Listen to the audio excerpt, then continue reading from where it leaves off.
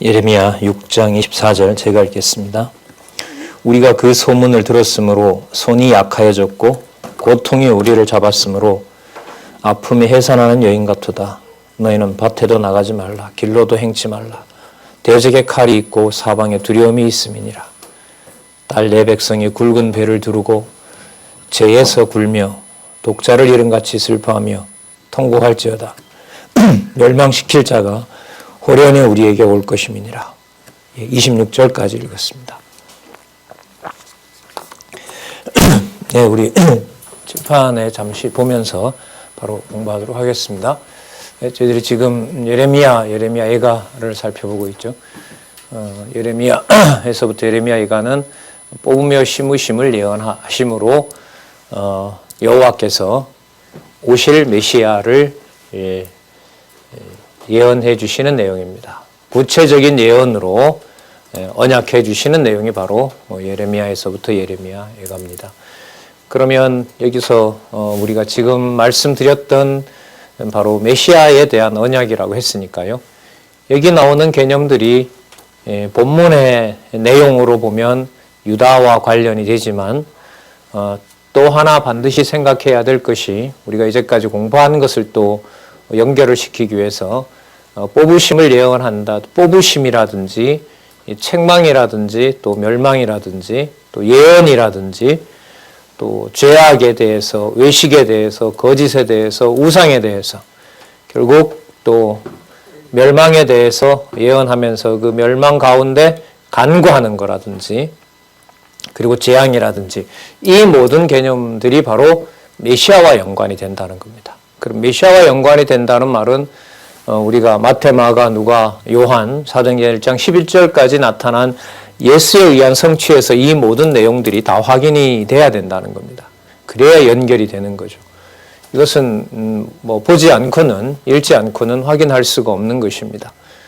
그 일에 이제 여러분들과 함께 또 제가 미리 살펴본 부분들을 안내를 해드리고 있는 거죠. 자, 오늘 살펴볼 말씀은 먼저 책망과 멸망에 대한 예언입니다. 이제 뽑으시겠다고 예언하셨으므로 뭐 하시냐면 책망하시는 거죠. 자, 배경을 잠시 말씀드리면 히스기야 죽은 지 60년이 지났습니다. 히스기야 죽은 지 60년이 지났다는 말은 뽑으시겠다는 일이 이제 정식으로 시작이 되는 일입니다. 예언하신 일을 이제 또다시 예언하면서 이제 이루어지는데 히스기야 왕이 죽은 후 60년이 지나고 또 바벨론이 침략해 오기 한 20년 전입니다. 그 이제 1차, 2차, 3차 거의 뭐 4차에까지 완전히 뽑아버리는 일에 대해서 일단 책망을 하시는 거죠. 그 책망의 이유는 바로 멸망할 수밖에 없다는 겁니다. 그러면 그 책망한 내용들을 한번 살펴보면은요, 바로 죄악으로 인해서 멸망한다는 거죠.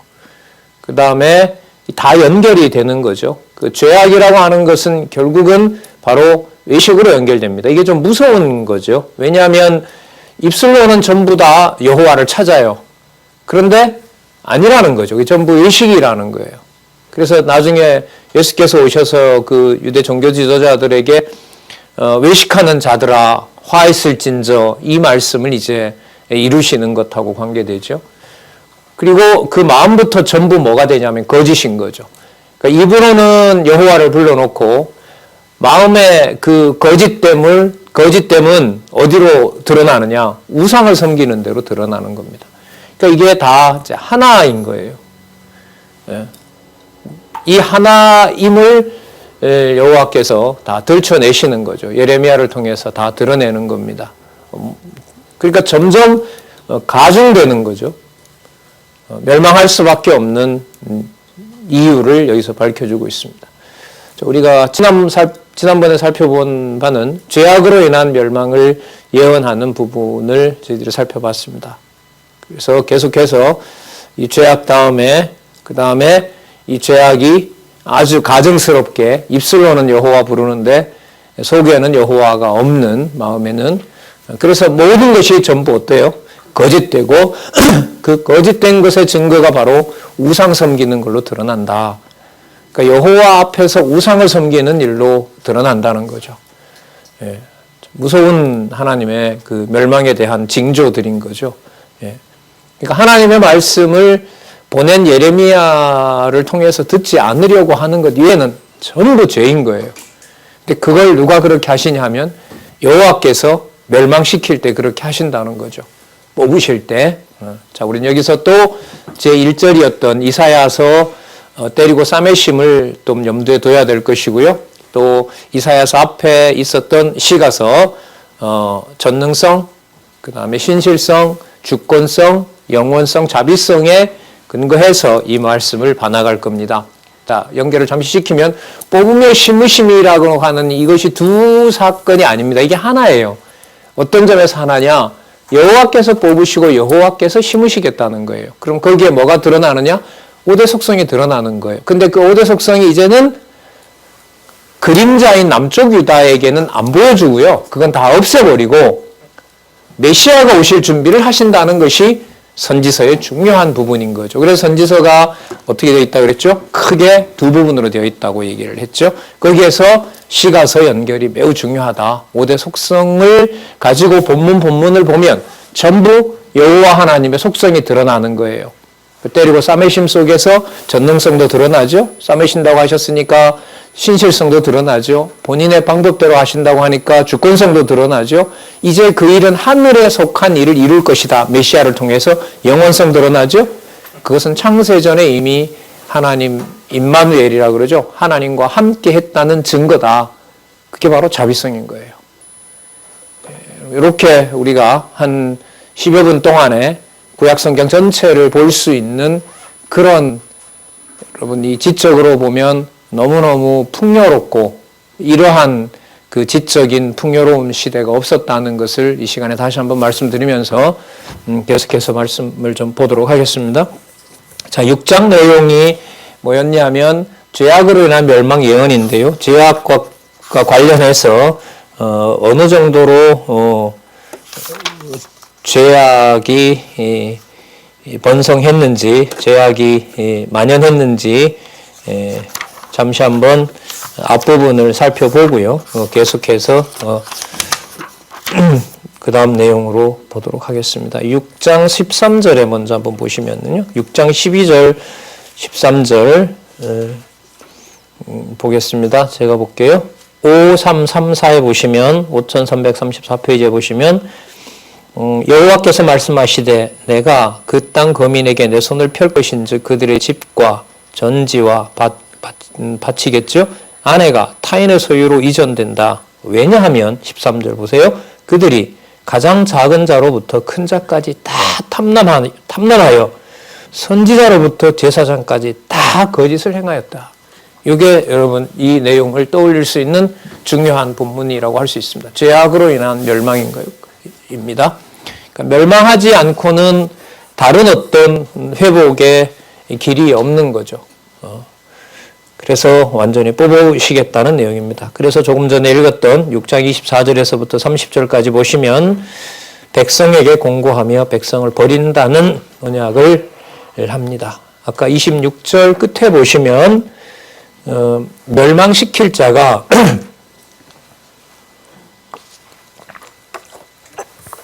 호련히 우리에게 올 것임이라 이렇게 얘기를 하죠. 호련히 오고 오래 지속되고 이렇게 됩니다. 그러니까 1차 침략이 끝나면 좀 평화가 오면 좋은데요. 이미 다 이것은 레위기서와 신명기에 약속이 되어 있죠. 한 번으로 멸망하는 것이 아니라 그 거듭 멸망해 간다는 사실을 이미 이 기준으로 보면 예레미야 기준으로 보면 벌써 한 800년 전, 850년 전에 약속한 거죠. 그래서 강론집에 레위기 26장, 신명기 28장, 신명기 29장 이렇게 언약되어 있던 내용의 근거를 그때마다 계속해서 밝혀주고 있습니다. 26절 끝에 멸망시킬 자가 호련히 우리에게 온다는 겁니다. 그러니까 왜냐하면 자꾸 의존하니까요. 그러니까 다른 데 자꾸 눈을 돌려서 자꾸 마음을 쓰려고 하면 방법은 하나밖에 없죠. 그 전체를 다 없애버리는 방법밖에 없습니다. 여호와께서 그렇게 하신다는 거죠. 나중에 정차 그리스도께서 오셔서 버려지실 때 상황을 우리가 떠올릴 수 있습니다. 그러니까 뽑으시고 심으신다는 내용이 바로 메시아에 대한 언약이기도 하고요. 메시아가 오셔서 하실 사역이기도 해요. 그러니까 당신이 이제 체휼을 하신다 그러잖아요. 그러니까 선지서에 있었던 모든 그 고난의 그 또 모든 그 진노의 모습을 메시아로 하여금 다 겪게 하신단 말이죠. 진짜 뽑으시는 1차적인 대상이 바로 메시아이시라는 겁니다.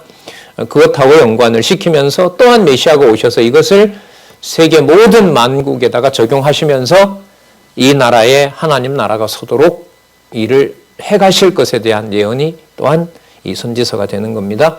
27절에 보시면 주께서 가라사대 내가 여호와께서죠. 이미 너로 예레미야죠. 여호와께서 그러니까 예레미야로 내 백성 중에 살피는 자와 요새를 삼아 그들의 길을 알고 살피게 했다고 하죠. 그러니까 죄악을 드러내기로 한 거죠. 그리고 그 죄악을 드러내면 백성들은 당연히 듣기 싫어하죠. 그러나 듣기 싫어한다고 해서 일이 이루어지지 않는 것이 아닙니다. 그러니까 듣기 싫어하고 원하지 않는 것이 이루어짐으로 하나님께서 작정하신 대로 이루신다는 것을 확증해주고 진짜 여호와이시구나. 언약대로 이루시는 분이구나. 바로 그분이 세상을 언약하신 대로 만드셨구나. 자, 거기까지 우리의 생각을 이끌어가는 거죠. 그리고 이 세계는 당신의 이름으로 올 메시아가 와서 진노와 심판을 통하여 다 끝을 내시고 영원한 하나님 나라를 이루시고 또한 보여주실 것에 대한 예표다. 이렇게 보면 이제 창조부터 심판까지 그림을 순간 다 우리가 그릴 수가 있는 거죠. 28절에 보면 패역한 자라고 얘기를 하죠. 패역했다는 말은 다 그 배반자라는 말입니다. 배반했고 또 비방하고요. 녹과철이라는 말은 진짜 그 무쇠처럼 딱 굳어서 여호와께 돌아올 수 없는 아주 진짜 그런 자들. 그 다음에 답이 나오네요. 사악한 자인 거죠. 자, 그러면 29절에 보면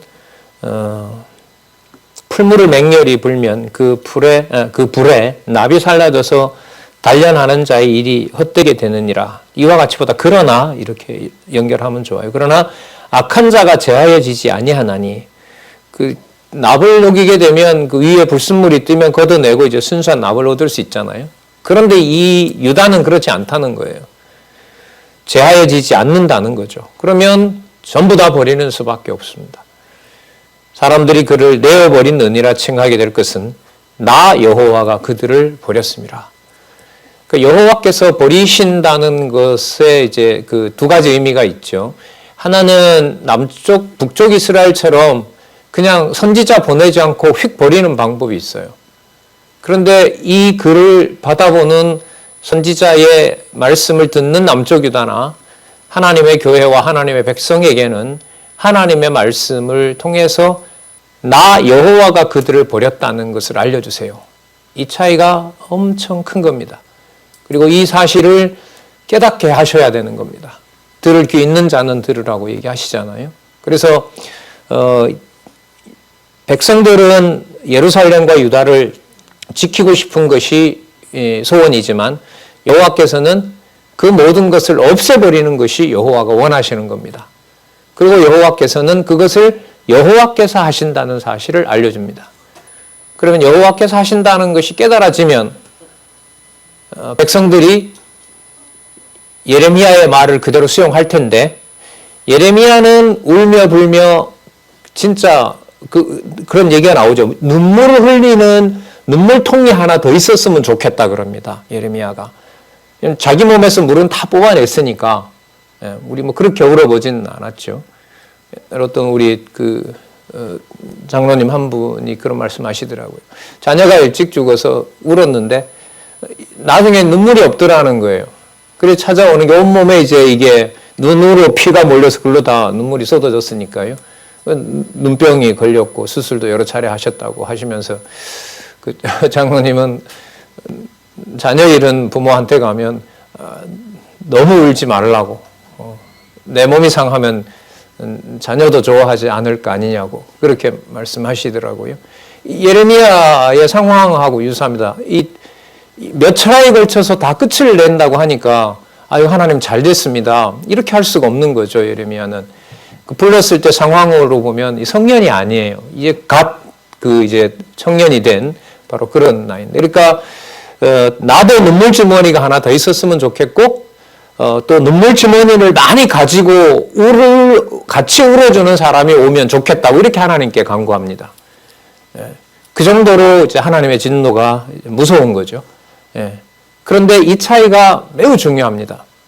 그렇게 울며 불며 여호와 하나님 하시는 일을 깨닫게 하는 것하고요, 아예 선지자를 보내지 않고 그냥 졸지에 망하는 것은 결과적으로 우리한테는 다 나쁜 거 아니냐라고 하는데, 그거는 성경의 기록 목적하고 거리가 멀어지는 겁니다. 그래서 근간에 일어난 여러 일들 속에서 너무너무 감사한 것은 코로나19까지 하나님의 말씀을 듣는 방법이 사라지지 않고 기회가 이렇게 줄어들거나 그러지 않다는 거죠. 물론 대면하지 못해서 가정교회를 방문하던 부산에 제가 갔잖아요. 참 마음이 아파요. 내년에는 좀 어떻게 좀 해볼까. 그냥 가족을 만나야 되니까 너무 조심스럽기도 하고요. 그래서 방송을 통해서 영상이 이렇게 녹화되니까 잘 듣고 계시면 참 좋겠다. 그런 기도밖에 못하지 않습니까? 그래서 말씀을 들을 수 있는 기회나 여건이 우리가 줄어들거나 없어지거나 그렇게 되지 않았죠. 이게 바로 여호와께서 이사야부터 시작해서 말라기까지 이미 예언해주고 있는 내용입니다. 그러니까 설 나라가 다윗이나 솔로몬처럼 정복을 잘하고 번성한 나라가 아닌 거예요. 그러니까 최고의 풍성함은 어디에 있냐면 하나님의 말씀을 듣느냐 듣지 않느냐, 듣게 하느냐 듣지 못하게 하느냐, 바로 여기에 중요함이 있죠. 그래서 마태복음 처음에 보면 선지자직이 등장한다는 것은 이 이사야서나 예레미야서를 생각하면 너무너무 이게 이 자리에 오는 게 맞구나. 올 나라가 왕이 와서 전쟁하는 나라가 아니거든요. 여호와의 말씀을 듣도록 해주시는 것에 대한 것이 가장 중요한 일인 거죠. 그렇게 보면 아무 문제 없는 정도가 아니라 우리 기지협에서 하나님께서 보여주신 일은 어느 누구는 뭐라 어렵다 할지 몰라도 우리는 입을 닫아야 되는 만큼 그런 풍요로움 속에 저희들은 지내고 있다. 이렇게 말씀드릴 수밖에 없습니다. 자, 다시 돌아와서 보도록 하겠습니다. 나 여호와가 그들을 버렸습니다. 자, 7장에 가서 보시면은요, 외식으로 인해서 멸망을 시킨다고 얘기를 하시는데요. 예언을 하시는데, 이제 5344페이지에 가보면 7장 1절에서부터 11절에 전에 성전이겠죠. 성전에 계실 것을 예언하며 외식적인 행위에 대해서 책망합니다. 이 말은 뭐냐면 성전에 나와요. 왜 나오냐면 이방이 몰려오니까 여호와께 살려달라고 온단 말이죠. 그런데 여호와께서 예레미야를 보내서 지적하는 말은 저들이 오는데 예레미야는 보세요. 와서 여호와를 찾지 않습니까? 이렇게 얘기하니까 여호와께서 그 진실을 밝혀주는 거죠. 전부 다 외식이다. 자기 뜻대로 내가 원하지 약속하지도 않았던 것을 저들이 구하기 때문에 저들이 하는 것 저거 전부 다 외식이다. 저렇게 참담한 현상이 벌어지는데도 저것도 안 되는 겁니까? 그것도 아니다. 그 속에 있는 죄악은, 그 외식은, 숨겨놓은 그 죄성은 도저히 고칠 수가 없는 것이다. 그래도 여호와께서 좀 해주시면 되지 않습니까? 아니다. 이미 이것은 절정이 되었다. 그러니까 앞으로 그 사람들에 대해서 죄를 용서해달라고 나한테 기도하지 마라. 이게 바로 여호와께서 멸망을 얘기하시는 겁니다. 참 무섭죠, 이런 하나님은. 그런데 이제 더 무서운 것은 그런 하나님의 존재를 아예 듣지 못하고 깨닫지 못하게 된다는 것이 더 무서운 겁니다. 자, 보겠습니다. 예레미야에게 말씀하십니다. 2절에 보면 너는 여호와의 집 문에 서서 이 말을 선포하여 이르기를 여호와께 경배하러 이 문에 들어가는 유다인아 여호와의 말씀을 들으라. 어떤 말씀인가 볼게요. 3절 만군의 여호와 이스라엘 하나님이 이같이 말씀하시되 너희 길과 행위를 바르게 하라. 그리하면 보다가 왜냐하면 이겠죠. 왜 행위를 바르게 해야 되냐면 내가 너희를 이곳으로 거하게 하니라. 그 성전에 데려다 준 이유가, 성전을 지어준 이유가 와서 내 이름을 부르라고 했는데 내 이름을 부르지는 않고 성전은 놓아두고 다른 신을 찾고 급하니까 이제 와서 여호와여라고 부르는 거, 그게 바로 외식이라는 거죠. 그 예수님의 책망 가운데 아주 무섭게 진노하는 부분이 바로 이 외식인 거죠. 근데 이걸 참 고칠 수가 없잖아요, 인간이. 예. 고칠 수가 없단 말이죠. 그래서 우리가 성경신학을 공부할 때 개론이라는 이 너무 큰 진리의 체계를 공부하면서 죄인의 눈을 단서로 잡고 있는 것이 바로 그래서 중요하게 자꾸 다가오는 거죠. 네. 자, 보겠습니다. 이렇게 얘기를 하시죠. 4절 너희는 이같이 여호와의 전이라 하는 거짓말을 믿지 말라. 여러분, 여호와의 성전을 보고 저게 여호와의 성전입니다라고 말하는 게 거짓이에요? 사실이에요? 사실이죠. 그런데 여호와께서 그게 거짓말이라는 거예요. 왜냐하면 성전이라고 불러놓고 왜 나를 의지하지 않냐는 거죠. 그래도 여호와 부르는데요? 그거 다 외식이라는 겁니다. 이걸 누가 고치겠냐 말이죠. 우리가 심판하면 되죠. 잘 분별해서. 안 돼요. 그래서 명령문이 없는 거예요. 없어져야 되는 거예요. 여호와께서 집어넣어버리면 교회는 명령문화로 가요. 제도로 가고. 모여서 회의를 하고 회의에 결의를 했으니까 이렇게 하자라고 갑니다. 규합을 하고요. 대중들의 의견을 모으고요. 10중에 8표가 나오면 진리라고 하는 거죠. 이걸 근본적으로 뒤집어 버리는 게 예레미야입니다. 그러니까 여러 회의를 할 때 진짜 조심해야 되죠. 그래서 회의하게 되면 제가 이 기지협이나 성경신학을 공부하고 와서 배운 것 중에 하나가 회의를 하기 전에 굉장히 불안하고요. 그리고 그걸 준비라고 해야 되나요? 가서 모아놓고 뭔가를 터트리는 이런 게 보통 일상사잖아요. 모아놓으니까 여러분 이런 일이 벌어졌어. 이거 어떻게 할 거예요? 보통 이렇게 회의하거든요. 그래서 사람들에게 공감을 얻고 거기서 이제 중론을 모은단 말이죠. 예레미야는 이걸 허용하지 않습니다. 그래서 치밀하게 준비를 하기보다가 고민하게 되고요. 이 자리가 우리 좋은 결정으로 날 건지 여호와 하나님을 배울 기회가 되는 건지 그 회의를 제안한 사람 입장에서는 되게 떨리죠. 두렵습니다, 사실. 이런 문화는 없습니다.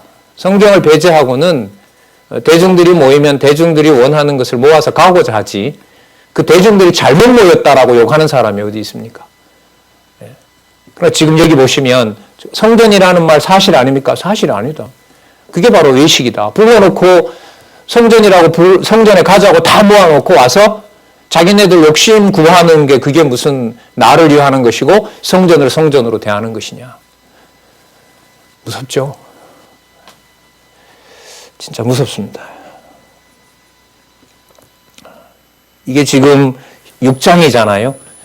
적어도 29장 내용으로 보면 예레미야 애가까지입니다.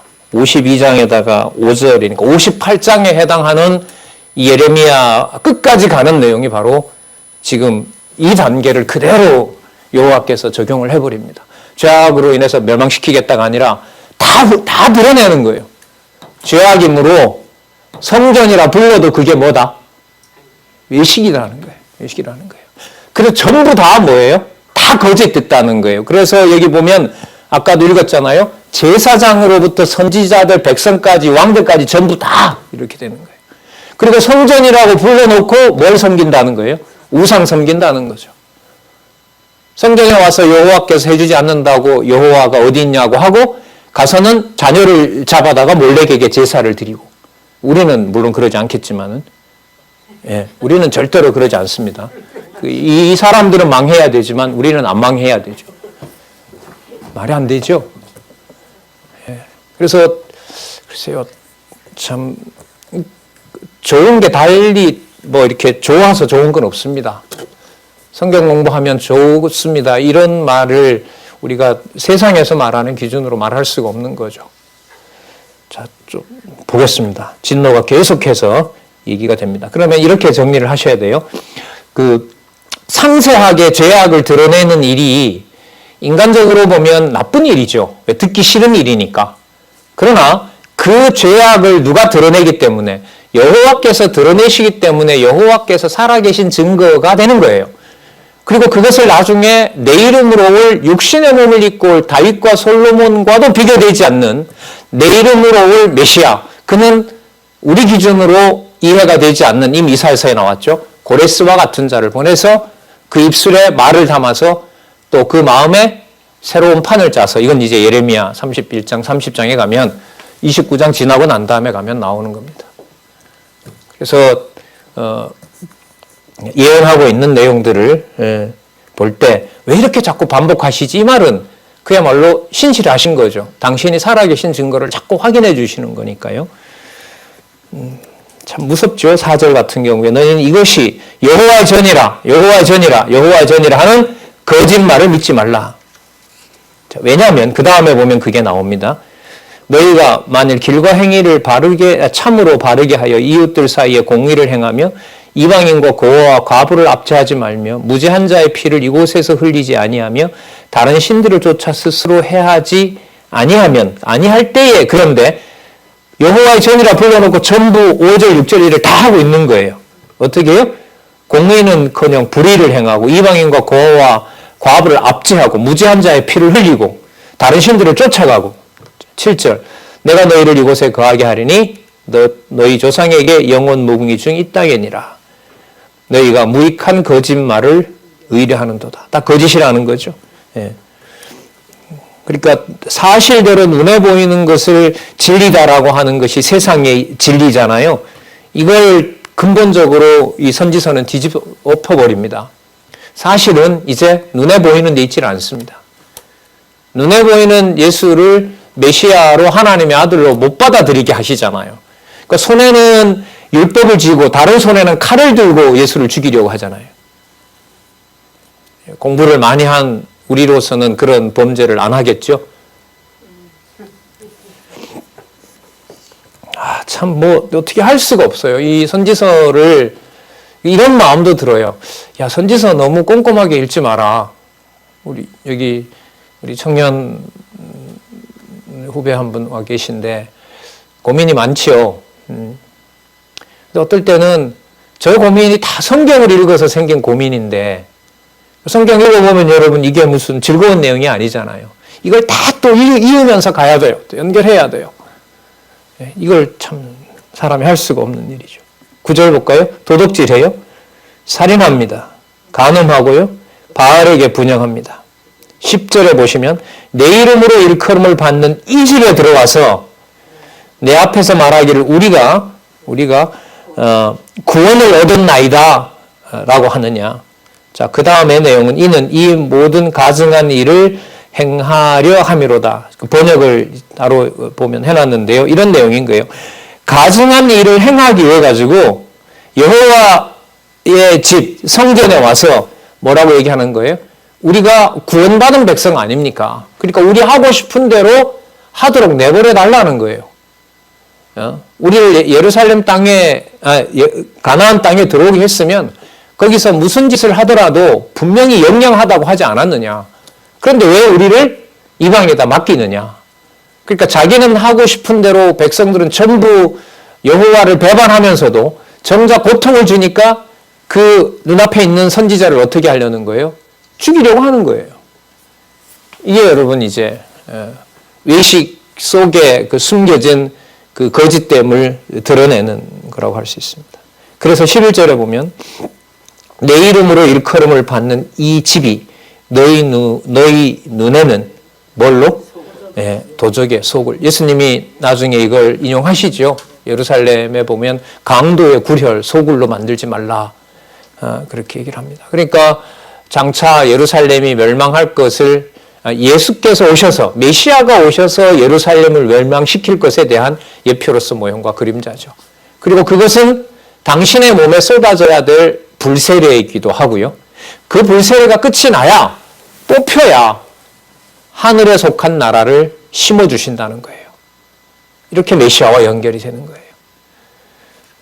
자, 메시아가 오셔서 그냥 단지 본인은 그냥 왕으로 있고 예루살렘만 멸망시켰다면 그냥 왕이 왔는가 보다 했는데, 이 성경의 신비로운 진리는 바로 그 모든 창조로부터 말라기까지 약속되어 있었던 모든 진노가 그리스도의 죽음과 수치와 고난에 전부 다 여호와께서 몰아갔다는 거죠.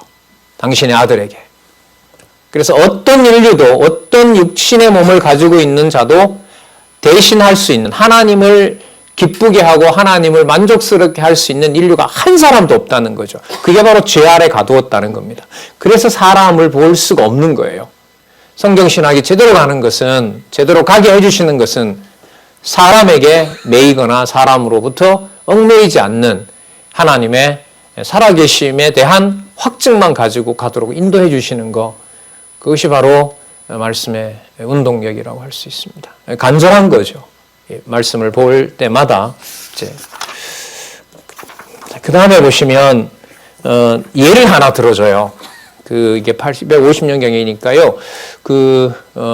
다윗 시대죠. 다윗 시대 때 보면 다윗이 등극하기 전에 사울 왕이 블레셋 군에게 멸망을 당하죠. 거기에서 보면 실로에서 법궤를 빼앗기면서 이제 수치를 당하는 내용이 나타납니다. 사무엘을 보면 그 예를 들어요. 그러니까 이게 한 600년 경이라고 보면 한 400년 전에 있었던 바로 그 사건을 하나 듭니다. 죄악으로 인해서 실로가 망했던 사건들 너희들 기억하지 못하느냐? 자, 한번 볼까요? 12절에 보면 너희는 내가 처음으로 내 이름을 둔 처소 실로에 가서 내 백성 이스라엘의 악을 인하여 내가 어떻게 행한 것을 보라. 유명한 장소죠. 근데 하나님의 계획은 실로가 아니라 예루살렘으로 성전궤를 옮기기 위해서 과정적으로 실로에다가 둔 거죠. 거기에 이제 다윗이 나중에 가서 가져오려고 하다가 그 우차가 흔들려서 죽고 뭐 이런 일이 벌어지거든요. 그런데 그 실로를 하루아침에 여지없이 붕괴시켜버리고 여호와의 궤도 빼앗기고 이런 일이 있었거든요. 지금 그 일을 떠올리면서 너희들이 하는 그 일이 바로 이렇게 성전을 성전으로 취급하지 않기 때문에 실로가 망한 것처럼 갑자기 바로 솔로의 성전이 회파될 것에 대해서 지금 약속을 하고 있는 것입니다. 이 본문의 특징은 내가 여호와께서라는 게 강조된다는 거 말씀을 드리고요.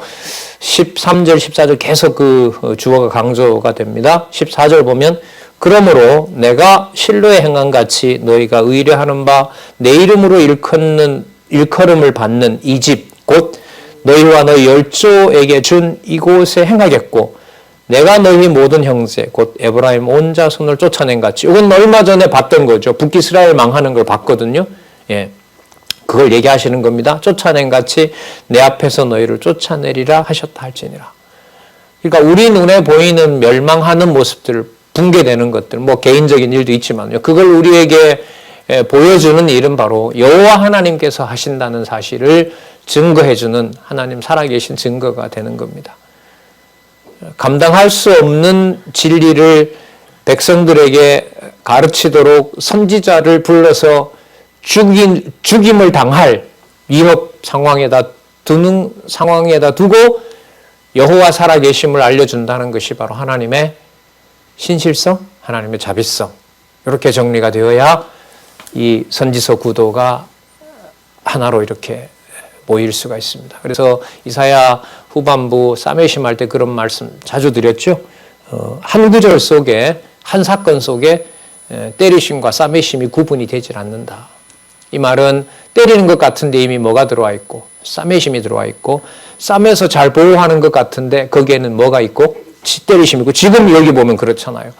바깥에서 보면 여호와의 전이라고 숭배하는 것처럼 보이는데 속에는 이미 하나님께서 죄악을 정죄해서 버린 경우가 된다는 거죠.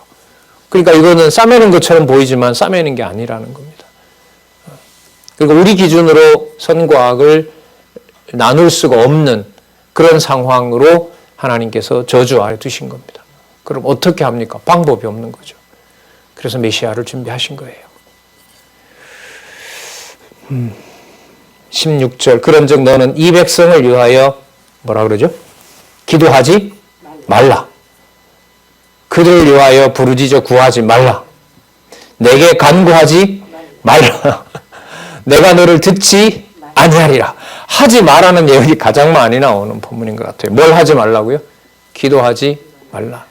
그러면 기도를 할 수 있는 것과 할 수 없는 것의 대해서 여호와께서 알려주지 않으면 예레미야를 보내서 알려주지 않으면 할 수가 없는 거죠. 이게 첫 번째예요. 그럼 두 번째, 알려줬다고 해요.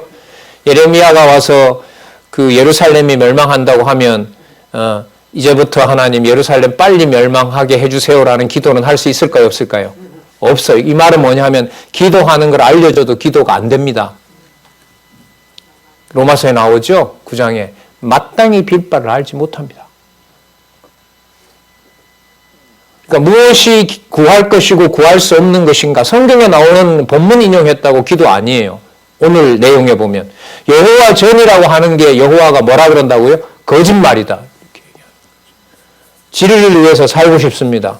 하나님 꼭 들어주십시오. 저거 거짓말이다 하면 어떻게 할 겁니까? 참 인간적으로 편치 않습니다. 그런데도 이 말씀이 생명의 말씀으로 믿어지는 게 내가 납득이 되기 때문에 믿어진다고 할 수 있을까요? 없어요. 진짜 없습니다.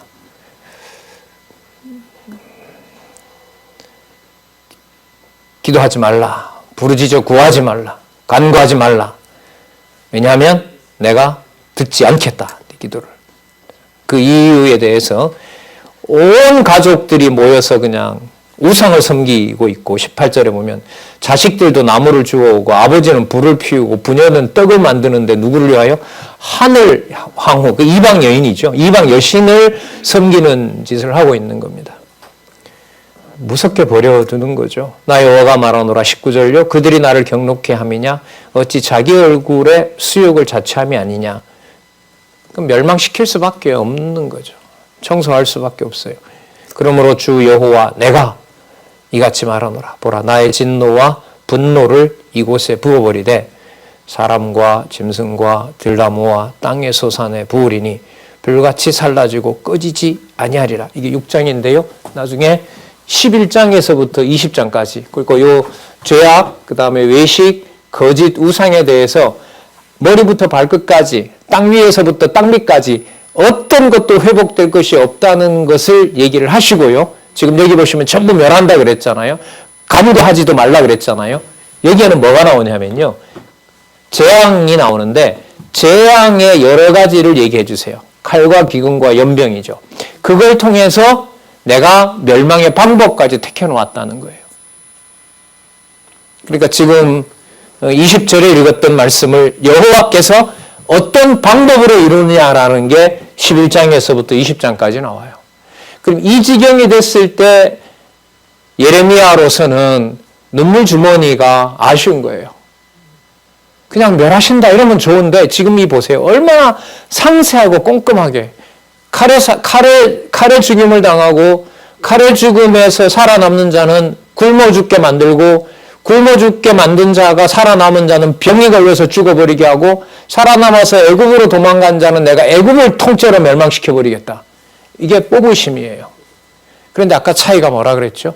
북쪽 이스라엘은 선지자를 안 보내요. 남쪽 유다에는 그 일이 누가 한다는 걸 보여줘요? 여호와가 하신다는 걸 알려줘요. 그럼 말씀 듣는 게 듣게 되는 것이 최고인 거죠.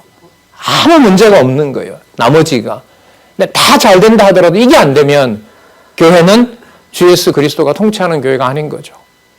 그런 면에서 우리 한번 몇 년 동안을 돌아봐도 이 좋은 여건과 환경 속에서 말씀을 듣게 된 것은 우리는 입을 닫아야 되는 겁니다. 불평의 입을 닫아야 되는 그런 상황에 무한한 은총 속에 저희들이 있다는 생각을 하게 됩니다. 그러니까 지금 이 흘러가는 상황을 보시면 알겠지만 이게 웃을 일도 아니고 울 일도 아니고 간구할 일도 아니고 아무것도 사람이 할 수 없게 만들어 놓죠. 그게 여러분 바로 육적인 것, 모형적인 것을 다 끝내시겠다는 정서예요. 그럼 뭐가 남습니까? 하나도 안 남아요. 그럼 다 끝내려고 합니까? 그래서 이제 내가 마음에서부터 새로 만들어내겠다. 이게 이제 30장 이후에 나오는 심으심과 연관이 되는 거예요. 그러면 이사야서와 연관시키면 이사야서에 약속했던 것을 시간이 다가오는 것도 맞지만은 더 상세하게 이루신다는 내용이 예레미야에 와서 이루어진다고 보시면 되죠. 자, 그 다음 볼게요. 유다는, 지금 이 유다는 왜 이렇게 망해야만 되느냐. 열조보다가 더 범죄했기 때문에 그렇다는 겁니다. 열조보다 더 범죄했으면 다른 그 회복의 방법이 없다는 거죠. 자, 21절에 귀인 여호와의 이름이 나옵니다. 만군의 여호와 이스라엘의 하나님. 여러분, 이거는 무서운 이름이에요. 만군 이러면 전쟁에서 심판하시는 여호와를 만군의 여호와라 부릅니다. 그리고 그분이 누구냐 하면 이스라엘의 하나님인 거예요. 그러면 이스라엘의 하나님이면 누구를 위해줘야 돼요? 이스라엘을 위해줘야 되잖아요. 근데 지금 이 말씀은 이스라엘을 위해주는 분이 아니라 이스라엘 전체를 뭐 하는 거죠? 전부 멸망시키겠다는 거예요. 이 개념이 이렇게 쉽게 들어오는 개념이 아니죠. 전쟁을 일으키긴 일으키시는데 그분이 이스라엘의 하나님이라고 하면서 이스라엘을 어떻게 하시는 분이에요? 멸망시키는 분이에요. 그래서요. 그 다음에 어떤 얘기를 이어가야 되냐 말이죠. 여호와께서 하신다는 것 밖에는 다른 무슨 말을 여기서 할 수가 있겠냔 말이죠. 이같이 말씀하시되 너희 희생의 번제물을 아울러 그 고기를 먹으라. 그러니까 여호와께 드리지 말고 그거 먹어라 그냥 너네들이. 왜? 나 안 받을 거니까. 자, 왜 그러냐 하면, 자, 그 상황이 어떠냐 하면 22절에 보면, 자, 애굽 땅에서 인도하여 낸 얘기를 하십니다. 지금 이 기준으로 보면 한 800여 년 전이죠. 900여 년 전. 대전 내가 너희 열조를 애굽 땅에서 인도하여 낸 날에 번제나 희생에 대하여 말하지 아니하며 명하지 아니하고 오직 23절 오직 내가 이것으로 그들에게 명하여 이르기를 약속하려고 이렇게 번역을 했고요. 너희는 내 목소리를 들으라. 그리하면 이라기 아니라 들으라고 했으며 그 이유는 나는 너희 하나님이 되겠고 너희는 내 백성이 되리라. 나는 강조가 이렇게 되겠죠. 너희 하나님이 되고 애굽의 하나님이 아니라 이스라엘 너의 하나님이 되고 너희는 내 백성이 되리라. 바로의 백성이 아니라 그렇게 했다는 거죠. 너희는 나의 명한 모든 길로 행하였다라고 이렇게 번역을 합니다. 왜냐하면 과거 일이니까요. 자, 그리하면이 아니고요. 왜냐하면입니다. 뭘 받게 하려고? 복을 받게 하려고. 복을 받게 하려고. 과거에 이제 역사적 사실을 얘기를 합니다. 그러니까 예레미야서에 보면 예레미야에게 그렇게 교훈합니다. 그 예레미야를 백성들에게 보내면서 무엇을 얘기를 하냐면 과거 사건을 얘기를 합니다. 과거의 사건을 얘기를 하고 그게 이루어진다고 하면서 거기에 약속되어 있는 대로 여호와께서는 책망을 하세요. 그리고 예레미야로 하여금 뭐 하게 하냐면 간구하게 해요. 근데 그 간구하게 하는 기준이 자기 기준이 아니라 인간의 기준이 아니라 여호와의 뜻이 이루어지기를 간구하게 해요. 그런데 그걸 백성들이 들어요, 안 들어요? 안 듣게 해요. 그래서 예레미야가 뭐 하냐면 울며 불며 못 견디게 해요. 그런데 그게 바로 선지자가 못 견디는 것이 누구 뜻이 이루어지는 것이 아니라 누구 뜻이 이루어진다는 증거가 돼요. 그러니까 못 견디게 한 예레미야 선지자의 모습에서 네 뜻이 이루어지는 게 아니라 예루살렘의 뜻이 이루어지는 것이 아니라 내 뜻이 이루어지는 것이다. 그 이름이 바로 누구냐면 만군의 여호와 이스라엘의 하나님이다. 이스라엘이 끝났는데 이스라엘 하나님입니까? 그래. 그 이스라엘을 내가 원하는 대로 내가 다시 만들어낼 것이다. 이게 이제 심으신과 관련된 거죠. 그러니까 여호와 이름이 기억나는 것이 모든 것의 그 회복의 그 바탕이고 목표이고 목적이라고 할 수가 있겠죠. 그래서 우리 성경계로는 수천 가지 사건을 모아서 제일 위에 보면 누구 이름으로 모여요? 여호와가 항상 계시니까 여호와 자신을 드러낸 계시다. 이게 바로 성경에 여호와 계신 거예요. 여호와가 존재하고 있다는 바로 상황. 이 진리, 이 상황에 대한 깨달음이 바로 성경 기록 목적이니까요. 25절 보겠습니다. 너희 열조가 애굽 땅에서 나온 날부터 오늘까지 내가 내 종 선지자들을 너희에게 보내었으되 부지런히 보내었으니 너희가 나를 청종치 아니하며 귀를 기울이지 아니하고 목을 굳게 하여 너희 열조보다 악을 더 행하였느니라. 여러분 이것도 그렇죠. 드러내지 않으면은 범죄했는지 안 했는지 모릅니다. 근데 우리는 열왕기 역대기를 통해 살펴봤죠. 특히 열왕기에 보면 이탈 왕조가 멸망시키는 과정에 보면 남쪽 유다가 북쪽 이스라엘보다 뭐합니까? 더 부패하고 범죄하는 거죠. 물론 예레미야서는 이제 뽑고 심으심에 대해서 같이 얘기를 하고 있다는 거죠. 그래서 그런 말씀드렸죠. 열왕기와 역대기가 붙어야 하나는 열왕기는 무슨 내용이죠? 이탈 왕조 멸망이잖아요. 역대기는 비슷한 거의 똑같은 내용인데 뭘 얘기를 합니까? 다윗 왕조 보호잖아요. 그러니까 이탈시키게 해서 망하게 하는 것하고 그 다음에 보호하는 게 붙어 있어요. 그 붙어 있는 게 바로 어디예요? 선지서예요. 그러니까 때리고 그 다음에 뽑고 흩고 멸해버리고 패망시키는 것이 열왕기라면은요, 싸매고 심고 에스겔 모으고 다니엘 세우고 소선지서 회복하고, 이거는 바로 뭐와 관계돼요? 그 역대기에서부터 에스더까지 연결이 되는 거예요.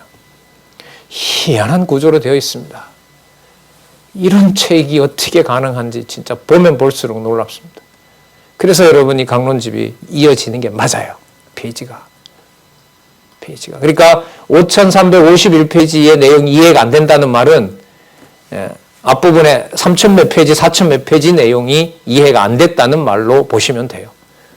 왜? 이게 이어져서 연결이 되는 거니까요. 26절, 27절. 내가 그들에게 이 모든 말을 할지라도 그들이 너를 청종치 아니할 것이요. 내가 그들을 불러도 그들이 내게 대답지 아니하리라. 그러므로 너는 그들에게 말하기를 너희는 너희 하나님 여호와의 목소리를 청종치 아니하며 교훈을 받지 아니하는 국민이라. 정죄하는 거죠. 진실이 없어져 너희 입에서 끊어졌다 할지니라. 그럼 여호와 백성이다 아니다? 아니다. 그래서 멸망시켜버리겠다. 그러면 예레미야의 기도는 여기서부터 또 시작돼요. 그러면 여호와의 이름은 어떻게 해요? 나중에 보면 예레미야가 그런 기도까지 합니다. 우리를 위해서 이러지 마시고 여호와의 이름을 위해서라도 이러시면 안 됩니다. 이렇게까지 기도합니다. 이게 그러니까 누구 이름을 부르게 하는 방법이에요? 그렇죠. 어떻게 모든 성도들에게 어떤 방법으로 여호와를 부르게 하는지 몰라요, 우리는. 모릅니다. 저 같은 사람은 많은 내용을 미리 보고 하니까 막 착착착 정리가 되고, 아니요. 절대로 그렇지 않습니다. 그런다고 착각하면 제가 바보죠. 그런 말씀 드리잖아요. 너무 순수해서 진짜 배탈이 날 지경이에요. 이 성경신학에서 보여주는 이 진리의 체계는 말이죠. 무슨 여지가 없잖아요. 그런데 아무것도 아닌데도 거기에 이미 누구 이름이 기억이 나요? 여호와의 이름이 기억이 나는 거죠.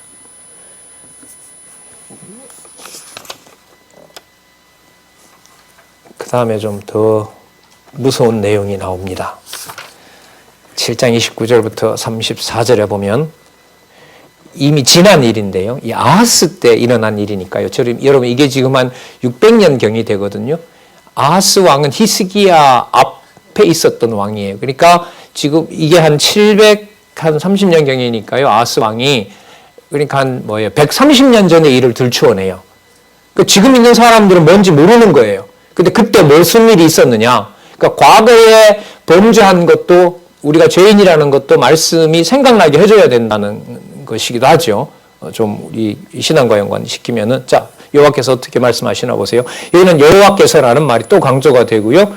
30절, 여호와께서 말씀하시되 유다 자손이 나의 목전에 악을 행하여 내 이름으로 일컬음을 받는 집에 그대의 가증한 것을 두어 집을 더럽히며 흰놈의 아들, 이거는 이제 애국의 골짜기라는 거죠. 왜냐하면 아이들을 태워버리니까 거기서 몰렉에게 제사를 드리기 위해서 아이를 태우니까 아이가 비명을 지르거든요.